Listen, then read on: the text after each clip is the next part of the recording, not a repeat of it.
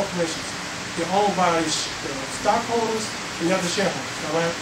And so there's an ease for raising money if you have a corporation. If you have just yourself, if you go to the bank just yourself as a sole proprietor, and you want to raise some money, the bank will look at your own personal credit. And if it's not in great standing, maybe not a good chance you may get a loan. But a corporation is treated differently, all right? And they look at the corporate, and how the corporation is earning this money, what kind of assets the corporation has, what's the prospect of the corporation being successful, and there's a great chance that you stand to raise, get your funds approved, the loans approved, and maybe raise even more money if you have a corporate form of structuring your business. Now, the disadvantages. And let me just first start with the C corporation, because this is where it really comes down to. That's what those big corporations. What are the disadvantages of the C corporation? One of them, and most important, is double taxation. Double taxation. And what do we mean by that? As I said, the corporation is a separate entity, right? So when the corporation raises money, operates for the year, at the end of this, whatever its fiscal year is, and after it's paid all its bills, whatever is left is its profit. Well, a corporation is taxed on that profit. Before it's distributed out to the shareholders, the corporation has to pay a tax on that profit. So the corporation is paying a tax on those dividends first. Then when they distribute the dividends to the shareholders pay a tax. Okay? That's what you mean by a double taxation. All right? And that's really only prevalent in a C corporation. The C corporation is the only one that is really double taxed. Increased paperwork. There is a lot of paperwork. All right? And they hire accountants and attorneys to make sure that they adhere to the paperwork for the government, for the state that they operate in, all right, and keeping his business, his corporate business and everything in shape. So it is a lot of paperwork, but they factor that in with starting that corporation. That's factored in. And then the necessity to exercise corporate formalities. Those corporate formalities are even more important in the C corporation, in those big corporations. It's even more important.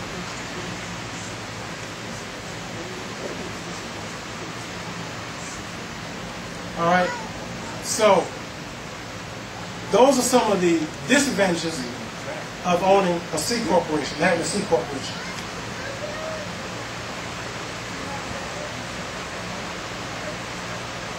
Now, let me talk about an S corporation. I got a little bit ahead of myself here. S corporation.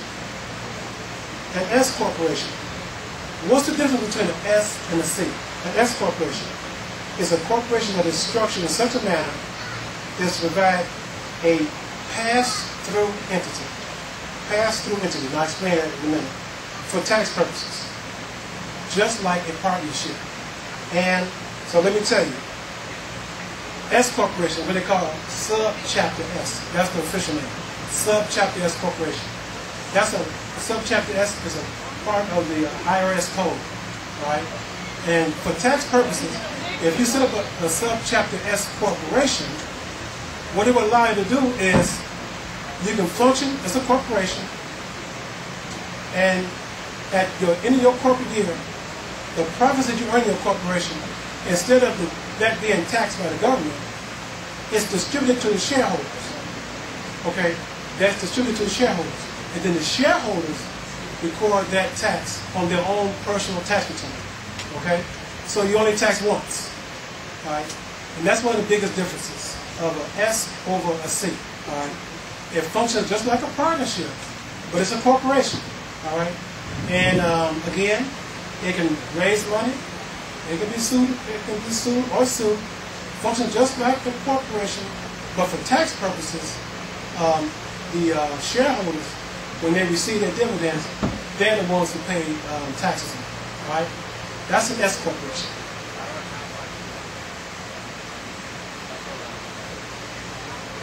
Now, a limited liability company, an LLC. An LLC offers protection against any personal liability, same as any other corporation does, with a lot of tax advantages. And it really does have excellent tax advantages. An LLC is preferred over an S or a C corporation, not only for these points, but also because they are more flexible. With an LLC, you can set up, you record your articles of incorporation, but your real governing document in an LLC is your bylaws. That is really your governing document in an LLC, bylaws. And bylaws can be easily changed just by the, as the bylaws call, just by a quorum of members coming together and voting for that change. The difference also in the LLC and a regular corporation and a regular C or S corporation, the owners are called shareholders. In an LLC, the owners are called members. Members, all right? And you can develop and set your LLC up the way you want to. Mine is set up, I have 50% ownership, my wife has 50% ownership. And that's it. We're the only members. All right? But if I want to raise money, if I want to bring someone else in, I could give some of my shares or some of her shares to bring someone else in, and they become a member, and I can raise money that way. You see what I'm saying? So, and all I got to do is we have to sit down at a meeting, we vote it, we record it in our corporate minutes, and it's done. We don't have to call no big meeting, because we are the only two shareholders. Right? When we make decisions, we sit down and make decisions. And that's it. Right? Very flexible, but it functions just like any other corporation. The main tax advantages of an LLC are owing to the fact that, again, it avoids double taxation, and its dividends are not taxed. Each member of the LLC is taxed on the individual allocations. It's the same as it is with an S corporation. We do file a corporate tax return every year, all right? Every corporation does. But in our corporate, we're not taxed. If there's any tax to be charged to the corporation, it's distributed to us on our individual, and we file a personal tax return, and that's where we pay the tax, all right? But our goal is to make sure that we have, no matter how much we raise, that we pay as many expenses as we can, so that at the end of our fiscal year, we have as lowest amount as possible left in the corporation that we have to pay taxes on. Okay, that's the ease and that's the beauty of a corporation. You see, while a corporation is a great advantage to serve as a business if you can, it really is. Well, I don't want to. Let me keep going. So, let me say a little bit more about how I got my own business structured with LLC, and then we'll talk about next first Sunday's topic. I was blessed. I used a company to set up our LLC. But once I saw how they set it up, then I learned how to do it. All right. So I've set up another one since. I let that go, but I've set it up another one since, and I did it on my own. All right. But the important thing you want to have is your minute book. Look at your articles of incorporation, what purpose are you incorporating for, and then make sure you file the corporate paperwork with your state. All right. And also, because of those filing fees, and there's an annual fee in Illinois. It costs $250 annually to keep our corporation. We have to file that, okay, with the Secretary of State. But it's all tax deductible. All right. That's tax deductible.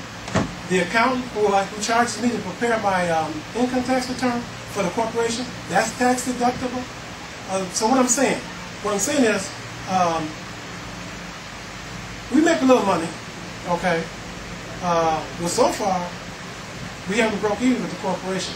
So all our losses, we deduct them, and we carry them forward. See, what do I mean by carrying forward? My losses this year, if they exceed what I need in terms of writing off, I can carry those losses forward to the next tax year. All right? You can't do that in anything else but a corporation. Okay? You remember I said the great tax advantages? Huge tax advantages. Operating as a corporation, your business is a corporation. All right? There are fees, and there's a little structure. All right, but it's nothing